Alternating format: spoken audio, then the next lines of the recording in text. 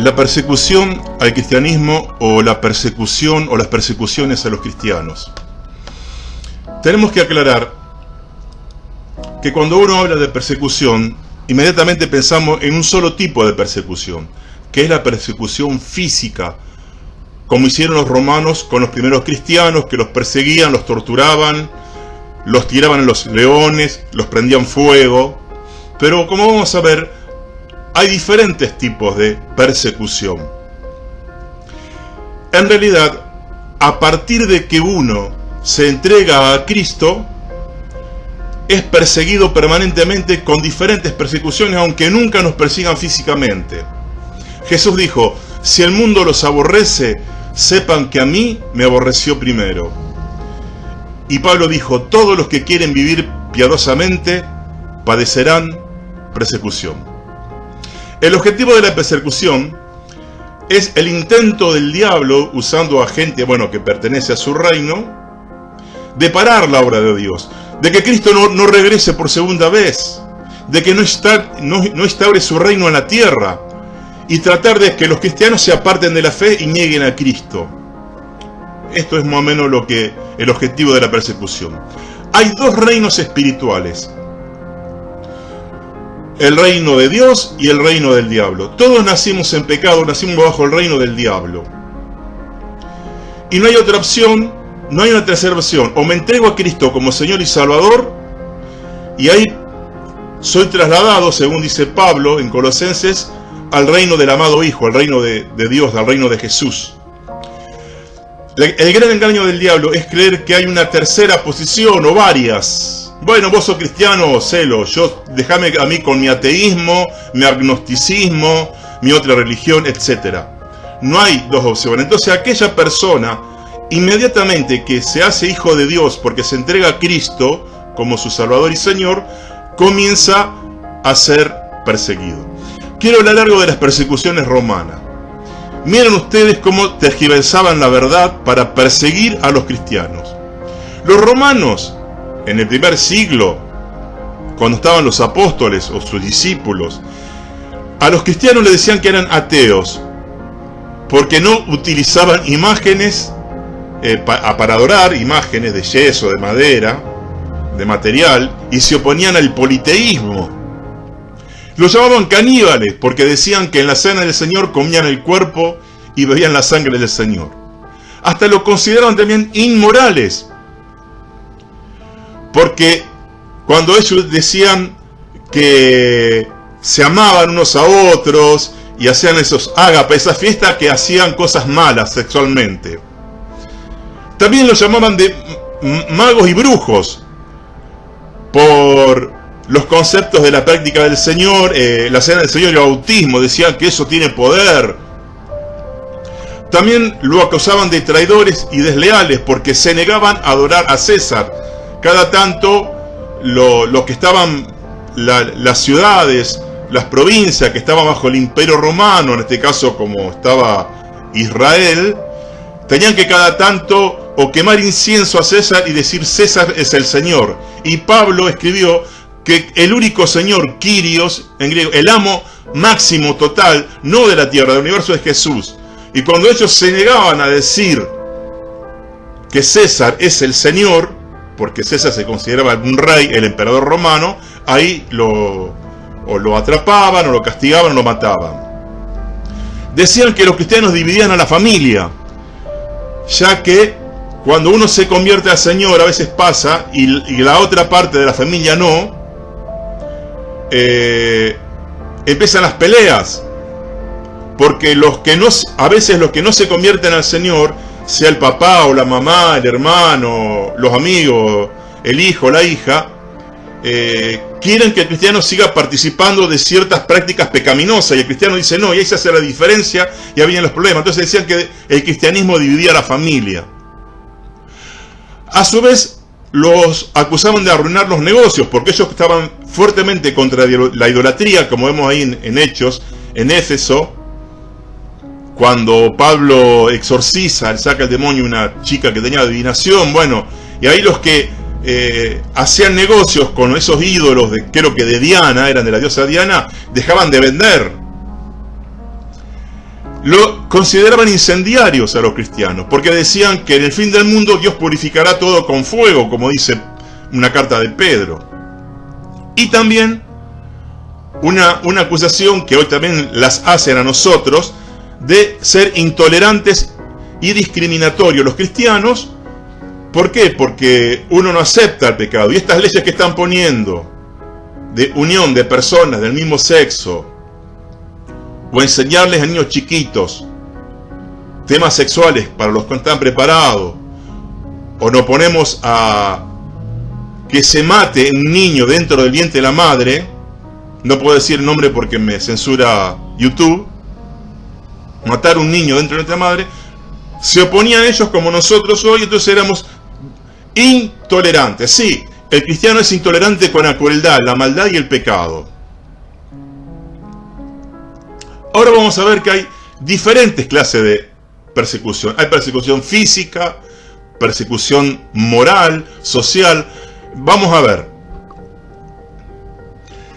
Los discípulos de Jesús, bueno, eran 12, quedaron 11 porque Judas Iscariote se suicida. Creo que el único fue el apóstol Juan, que muere de viejo, se cree. Los otros 10 que quedaron murieron de formas terribles, los quemaban, a uno lo desollaron vivo, es decir, le pelaron lo iban pelando como a una fruta, a una naranja, la piel, algo horrible. Como dice en Hebreos, otros experimentaron vituperios, azotes, prisiones, cárceles, fueron apedreados, aserrados, puestos a prueba. Esto dentro de la persecución física, que es la que más uno tiene en mente, pero hay más. Entonces, podemos decir que la persecución física en los cristianos produjo consecuencias positivas. Bueno, a los que eran mártires, bueno, morían horriblemente. Pero la persecución, parece mentira, nos lleva a la santidad. Porque los que están flojos, jugando con el pecado, con la persecución, bueno, o se hacen santos, o se entregan al pecado y niegan a Cristo. Pero hay efectos positivos de la persecución física. Evita el ocio de andar jugando con el cristianismo, de no hacer bases en la relación con el Señor. Nos mantiene alerta. Y también se cuidaba la doctrina. ¿Por qué? Porque ellos morían diciendo que Jesús es Dios que murió y resucitó. Entonces, esas son las bendiciones de la persecución física. Después está la persecución intelectual. Cuando surgen los primeros cristianos, en ese tiempo había muchos filósofos griegos que eran muy intelectuales y estaban muy acostumbrados a los debates por la filosofía, y se burlaban diciendo como un simple carpintero llamado Jesús, tal vez pobre, que tenía unos pocos discípulos y que muere colgado en un madero como un maldito.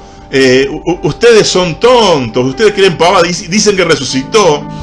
Entonces, esto contribuyó, digamos, la bendición de la persecución intelectual contribuyó a que los hermanos comiencen a instruirse culturalmente para debatir filosóficamente, racionalmente, con estos detractores del cristianismo.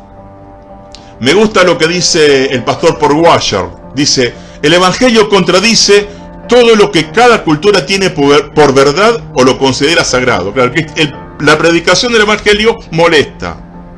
Los apóstoles no hacían ningún intento para aguar su mensaje. Decían, sos pecador, tenés que arrepentirte porque vas al infierno. No negociaban ni transaban con su mensaje. Dice que la gente odiaba a Dios porque Dios es santo, ellos son pecadores. Odian las leyes de Dios porque los condena, los censuran. Dice, odia la verdad porque manifiesta su verdadera condición. Dice que el inconverso escapa de la verdad como aquel hombre que pretende eludir la embestida de un rinoceronte metiendo la cabeza en un hoyo. El Evangelio hace, lamentablemente, la mayoría de personas una reacción hostil, de violencia. Un beneficio de la persecución intelectual es lo que dije antes. Es que hay gente que se empezó a preparar. Fíjense ahora con los debates que estamos con estos matrimonios entre el mismo sexo y los que quieren matar al niño por nacer, aún hoy en día salieron gente muy preparada en embriología, que dicen que cuando a partir de la concepción se produce un nuevo ser, una nueva vida. Bueno, hay grandes apologistas que tenemos hoy, y este ataque que viene, que es del diablo, surgió para que la gente se instruya. Entonces pueden debatir racionalmente diciendo que la fe cristiana es racional. En 1 Pedro dice: estén siempre preparados para presentar defensa y apología, con mansedumbre y reverencia, ante todo aquel que demande la razón de la esperanza que hay en ustedes. Hablamos de la persecución física, hablamos de la persecución intelectual, ahora la persecución moral, social. Es cuando se burlan o agreden verbalmente por la fe que uno tiene. ¿No es cierto? De repente el cristiano que se convierte es excluido del grupo donde estaba, de los compañeros de trabajo, de los amigos de la casa, del barrio. Le hacen pagar la soledad, porque hay muchas cosas que ya el cristiano no puede hacer. No puede seguir esa carrera de práctica de pecado que ellos hacían. Entonces lo discriminan, le hacen bullying. Después está la persecución moral. Esto es permanente.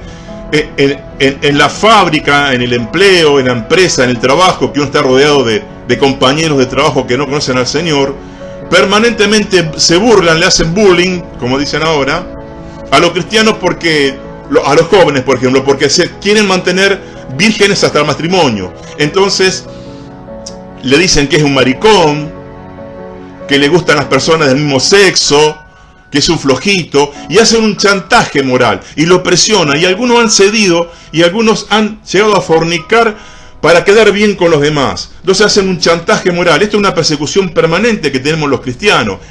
Ustedes le prohíben esto, no hacen aquello. Y la persecución familiar que antes hablamos. Dijo Jesús: he venido a enfrentar al hombre contra su padre, a la hija contra su madre, y a la nuera contra su suegra. No es que el cristiano quiera causar división, es que cuando pasa al reino de Dios, porque no hay otro reino, el de Satanás o el de Dios, tiene que cambiar su actitud y su conducta. Después está la persecución laboral.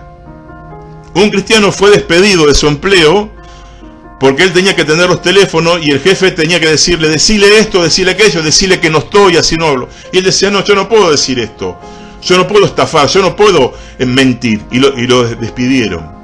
Y también está la persecución política, que se ve muy ahora, en que los gobiernos están promoviendo leyes y quieren que todos abracemos leyes inmorales,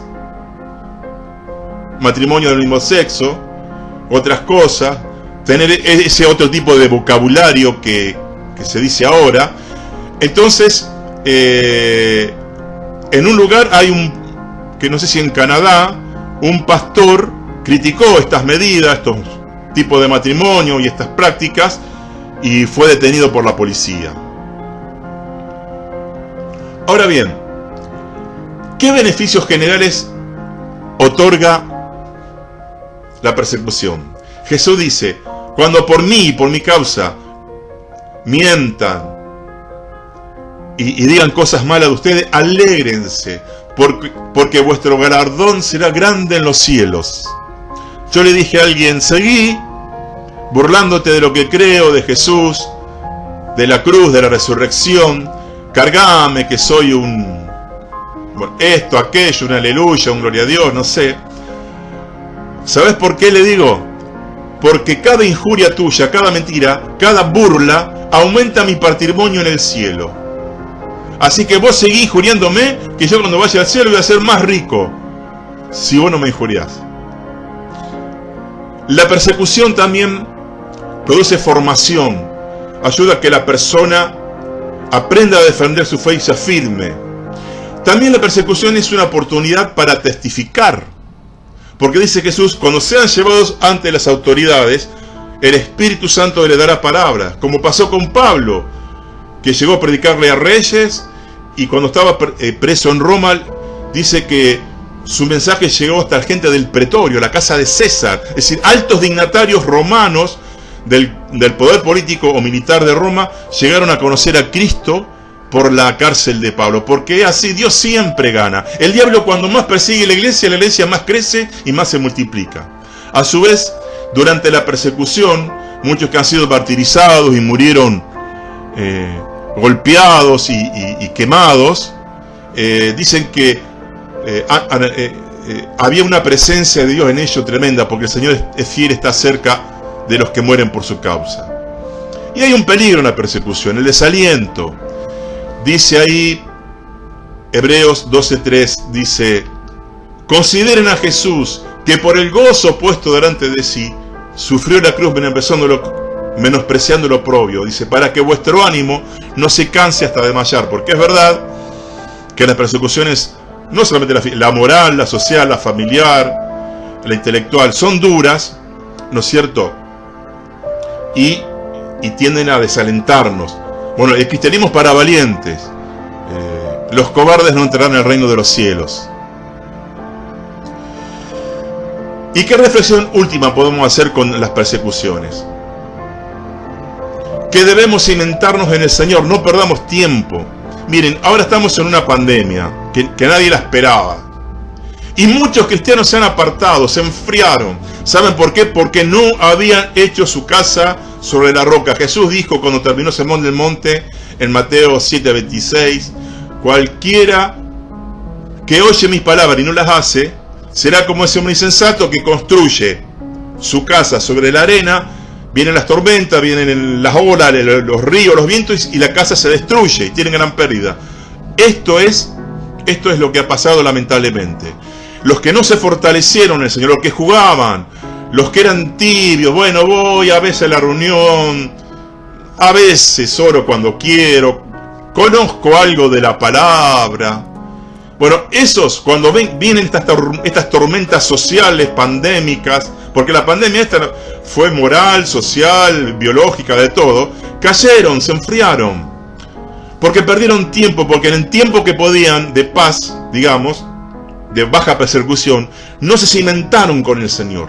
¿Y cómo me puedo cimentar con el Señor? Primero, cultivando una relación con Él. ¿Cómo está mi vida de oración?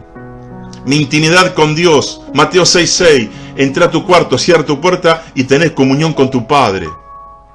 Después, cimentarse en la palabra, porque hay mucho engaño diabólico que hace creer que el pecado, y hay gente que lo expone, en nombre del diablo, digamos, que expone, bueno, no, el sexo libre está bien, y hay cristianos que están ahí y no saben qué hacer y no saben bien lo que dice la palabra sobre estos pecados.